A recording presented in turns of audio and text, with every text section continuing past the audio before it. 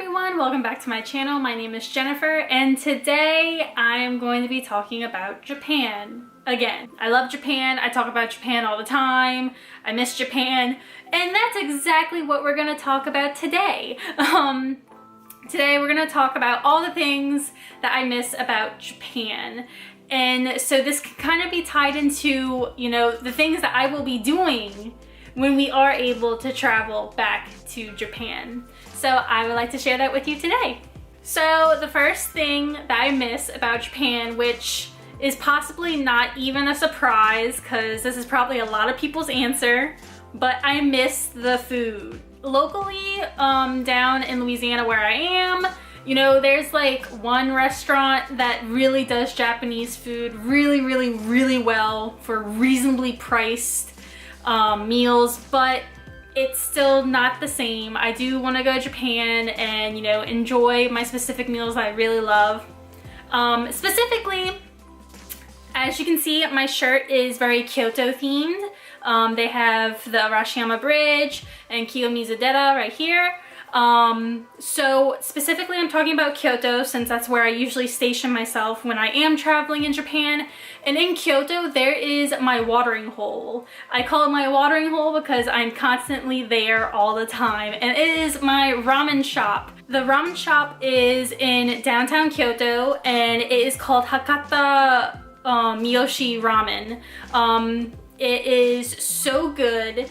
The ramen is just so flavorful, and it's a really hole in the wall place. It's right off of a canal, so it's like super cute setting, and it's literally a hole in a wall. Like, you go in and it's just a hole in the wall. It's super small.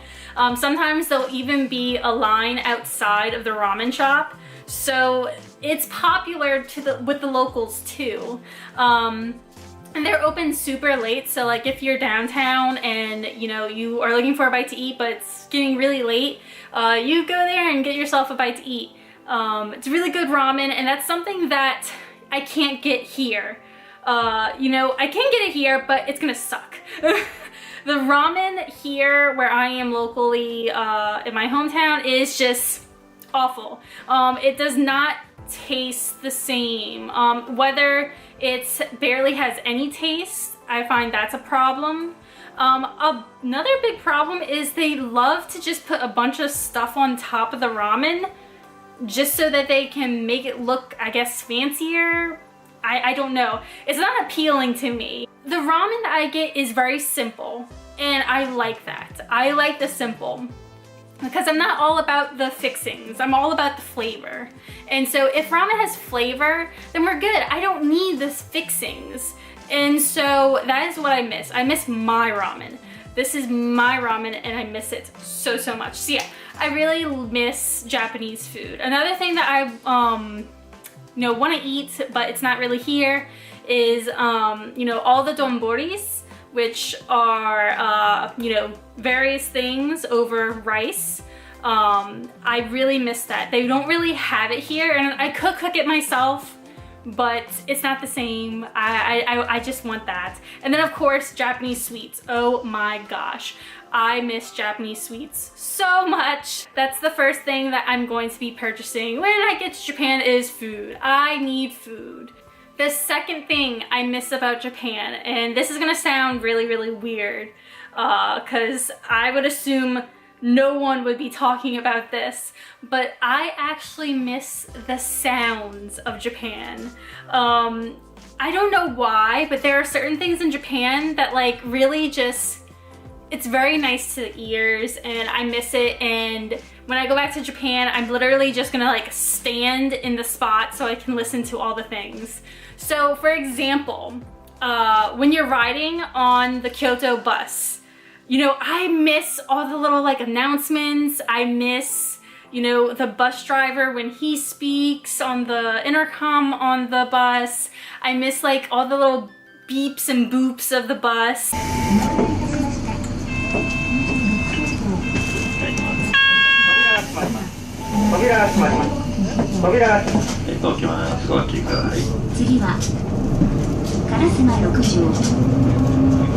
It's just, I miss I miss the bus sounds.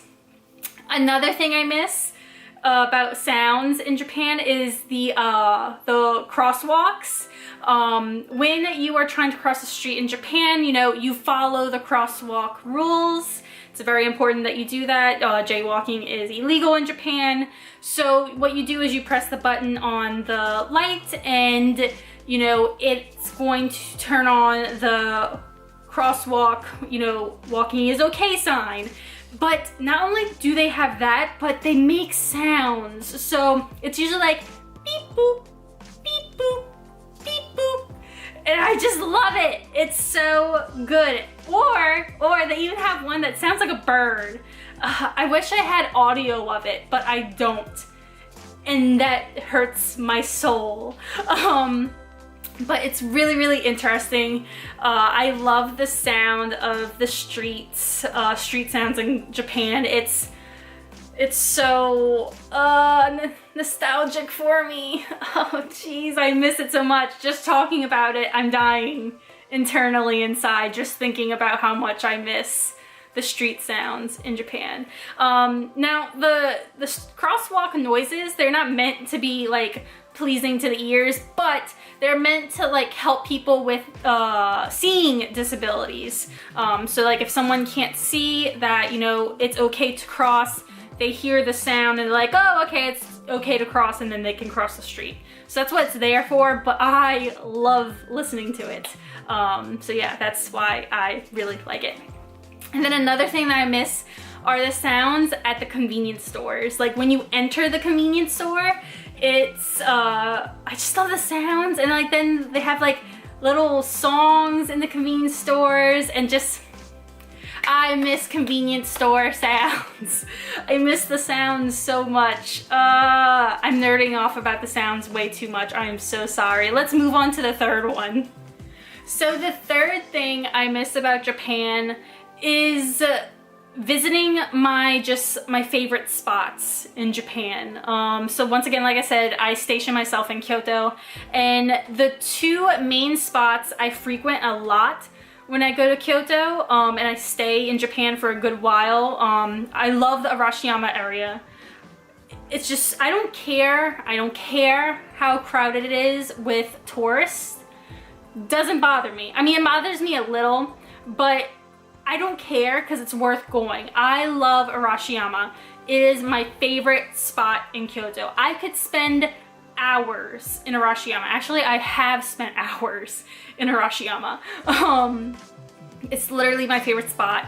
I just love sitting by the riverbank, just watching the little bridge, all the boats in the river, and then you like, it's part of the city of Kyoto, and then you have like the mountains on the far edge, and I love the scenery, it's a very, it's kind of like a traditional setting of Kyoto. It's not like super, you know, city life, but it does have like really modern Japanese neighborhoods, and that has like really, you know, traditional Japanese neighborhoods. So it's really, I don't know, just, I can't explain it. I would have to do a video on it one day when I'm over in Japan, and I can just like film for a bunch of hours. But Arashiyama is just such a great place to be. I love it so much. Another spot that I miss really frequently is Fushimi Inari, which is, it's all the crowded places I like. I don't care if it's crowded with tourists. I really miss Fushimi Inari. I love just how you can make it, either you could pace it really fast to where like you're climbing up the mountain and you have to go through the whole entire thing. It's a really big workout. Or you can take it super slow and just enjoy the people watching and just enjoying, you know, shopping through the area in that beginning part before you get to the shrine. And, you know, even when you go up the mountain, if you don't hike it like full force, you can just take your time and like really enjoy the scenery. You could do like some pit stops at like the little tea houses that they have up on the mountain if they're open. It's just really great way to relax.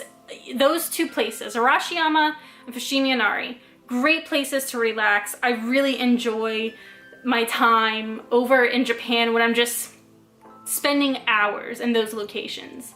So I really, really miss that about Japan. Kyoto is like a second home to me, so I'm really, really, really missing it a lot. It's kind of sad. I'm kind of sad just talking about it right now. But, you know, one day, I will be back, and it'll be great, and I can't wait. And when I do go back, I hope to share a bunch of that stuff with y'all when I do go back. The fourth thing that I miss about Japan is the exploring. When I go to Japan, every time I go to Japan, I try to not discover, because it's already like known, but like I try to explore different areas or just anything different. I like to add something new to my list of things I've done in Japan.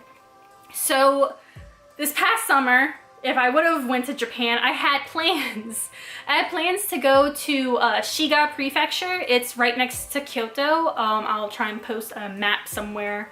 But I really wanted to discover, you know, the Shiga Prefecture area. I really wanted to explore like Lake Biwa, kind of go like on the southern part of Lake Biwa and just explore that whole entire area. But I didn't get to do that. I also had plans to go to Uji. That's still in Kyoto Prefecture, but it's south of Kyoto City, and it's supposed to be known for green tea, like matcha. It's like the matcha capital of Japan. But I wanted to go there because it's also known for its importance in the novel of Tales of Genji. And I'm a super like literature nerd. I love literature. I read a lot. And Tale of Genji is one of my favorite Japanese novels. It's great. And so in Uji there is a museum for Tales of Genji. So I really wanted to check out that museum and just kind of like, I don't know, just explore the area, since that area is in the novel. It's in the story, so I really wanted to explore those areas. I'm not sure if I'll get to do those two things the next time I go to Japan. It honestly depends. These are things that I personally wanted to do for myself and discover for myself. And that's only if no one is visiting me in Japan. If people visit me in Japan, I usually go for like areas that they know about and that they would want to see. I kind of cater towards the people visiting, not myself. So last summer, if I would have went, I would have catered towards myself and went to places that I would want to see, which is a lot of like off the beaten path areas that not many people know about. So for example, if someone were to come visit me in Japan, like a family member or friend, I would want to really go to Fukuoka. That's someplace I really want to go. And so I feel like someone would want to go there with me, hopefully. Because I didn't get to go there last time and I really wanted to go there. So I want to go there. I would assume I would have to go to Tokyo, because that's just a thing. I really don't want to go to Tokyo. I think it's overrated, but whatever. I do want to go to Tokyo Disneyland though, because they have the new Beauty and the Beast section open. And I really want to go see that, because that's like one of my favorite Disney movies. So yeah, I would want to go do that. So that's a thing. But, so yeah, there are so many things that I want to do. So yeah, that's something that I miss about Japan, is just exploring. Because everything is just so fascinating in Japan to me. I really love Japan. I love the nature that it offers. I love the areas that it offers and the traditions. I don't know. I just don't get that vibe here in America. I don't know. Like, I know it's there. I know like traditions are here in America, but they're not as old as Japanese traditions. And that's, I think, what is so fascinating about Japanese culture to me. So I miss that about Japan, and I can't wait to go back and explore all of Japan that I love. So that is it, everyone. Those are the 4 things I miss about Japan and that I will most likely be doing when I go back to Japan. Hopefully next summer. Please let us travel by next summer. I am dying to go back to Japan. So yeah, let me know down below if you've been to Japan, what you miss about it, or if you have not been to Japan yet, what are you looking forward to doing when you can go to Japan? I would love to hear all of y'all's opinions because I would love to geek out with you about all that stuff. That's just super fun for me. So I hope you enjoyed this video. Give it a like and also subscribe for more Japan related videos. And don't forget to follow me on Instagram and Facebook for more Japan related content. And I will see you in the next video. Bye!